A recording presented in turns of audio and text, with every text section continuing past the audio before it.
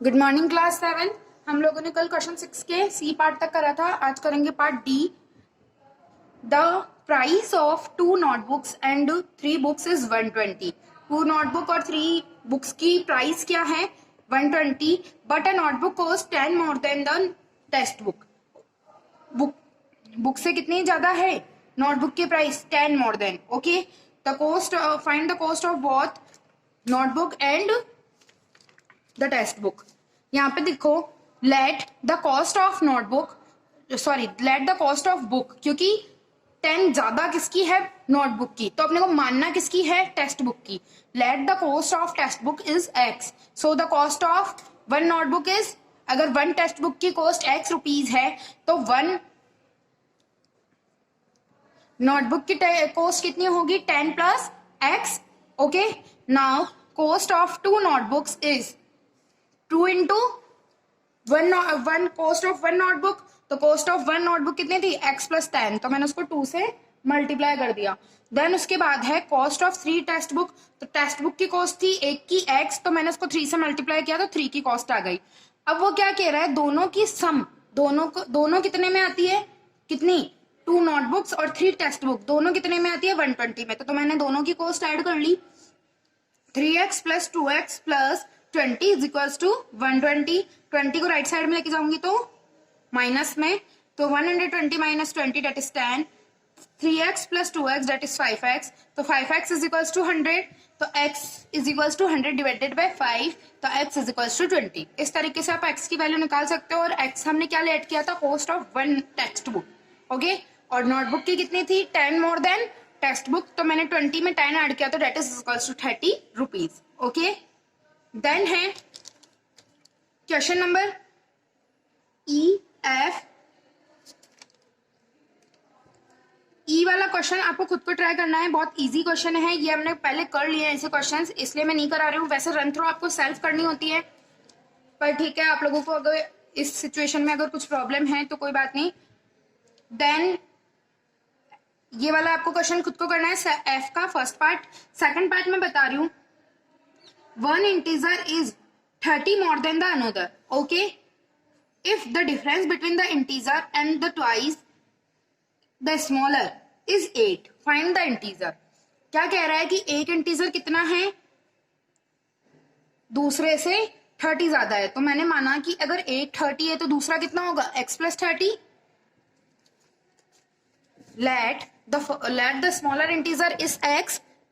Okay, let the smaller integer is x, so the larger integer is 30 more than the smaller, तो x plus 30 कितना होगा? Second वाला।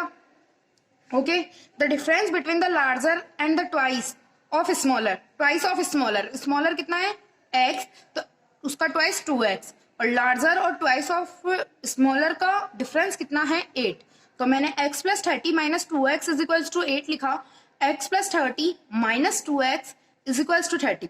Okay, is equals to 8 plus minus minus, तो मैंने 2x minus 1 that is minus x.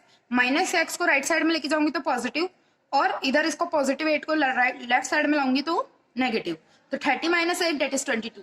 So the smaller number is 22, क्योंकि हमने smaller number को क्या माना था? x, और लार्जर नंबर क्या है? 30 मोर देन द स्मॉलर, तो 22 में 30 ऐड करें डेट इज 52। मैं वेट कर रही हूँ, स्क्रीनशॉट ले लो। ओके, देन उसके बाद question G, the question of, ये क्वेश्चन बिल्कुल अलग है तो मैं आपको करवा देती हूँ। The question of sum numbers and 4 is 22, find the number. अगर किसी भी नंबर का और 4 का क्वेश्चन कितना हो? 88, sorry, question is 22। Let the number is x, मैंने उस नंबर को क्या माना? x, तो क्वेश्चन ऑफ x एंड 4 इस कितना है? 22, वो क्या हमें दिया हुआ है। तो मैं अगर x और 4 को डिवाइड करूं तो हमारे पास क्वेश्चन क्या आना चाहिए? That is equals to 22। तो हम इसी को फॉर्म में लिखते हैं, जैसे मैंने कहा कि अगर मैं 4 को 2 से डिवाइड करूं तो मेरे पास रिजल्टेंट 2 आना चाहिए, तो हम ऐसे ही लिखते हैं उसको।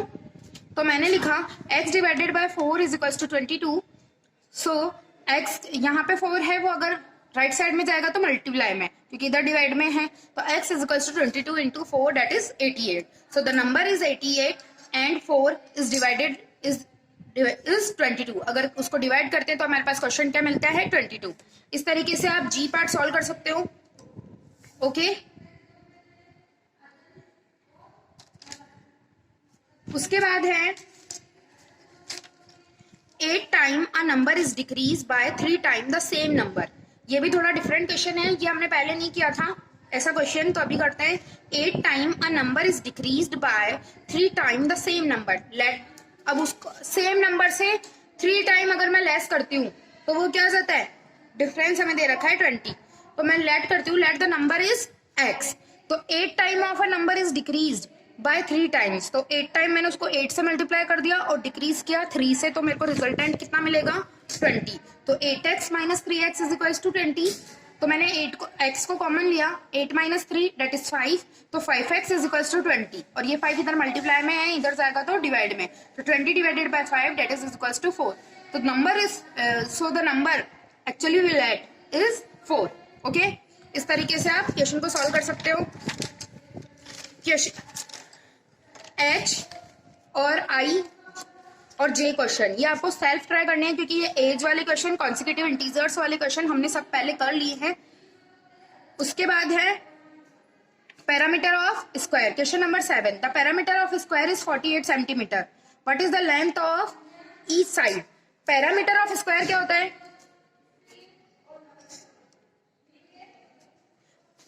Parameter of square is equals to 4a।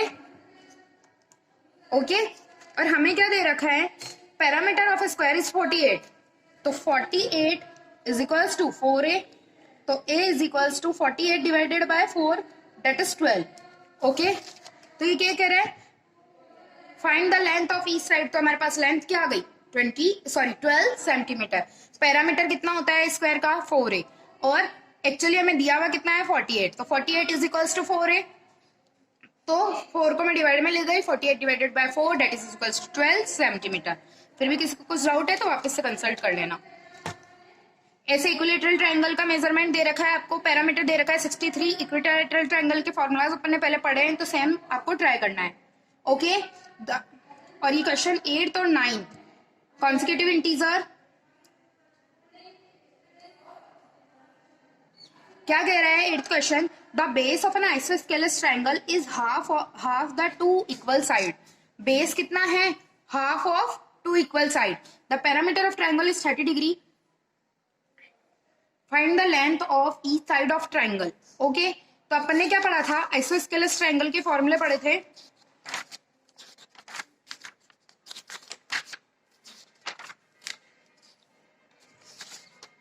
चलो कोई बात नहीं, आइसोस्केलस ट्रायंगल का फॉर्मूला होता है 1/2 half into 1/2 into length into breadth. ठीक है तो आप इस तरीके से सॉल्व कर सकते हो। आपको दे रखा है पैरामीटर, और पैरामीटर क्या होता है सम ऑफ ऑल साइड, और बेस दे रखा है तो आप निकाल सकते हो। ओके देन क्वेश्चन है 9, side of a triangle are in a consecutive even integers. ये भी हमने सेम क्वेश्चन किया है। Side of a triangle is तो sum of all side, parameter of triangle is sum of all side, और perimeter दे रखा है 48, और कॉन्सिक्यूटिव इवन नंबर है तो x माना किसी को, तो x प्लस 2 x प्लस 4 वो क्या हो जाएंगे, बाकी की 2 साइड्स हो जाएगी। इस तरीके से आप ट्राई कर सकते हो। किसी को भी 8th और 9th क्वेश्चन में या किसी और क्वेश्चन में प्रॉब्लम है तो वापस से मुझे कॉल करो, मैं आपको और वीडियोस बना के डाल दूंगी।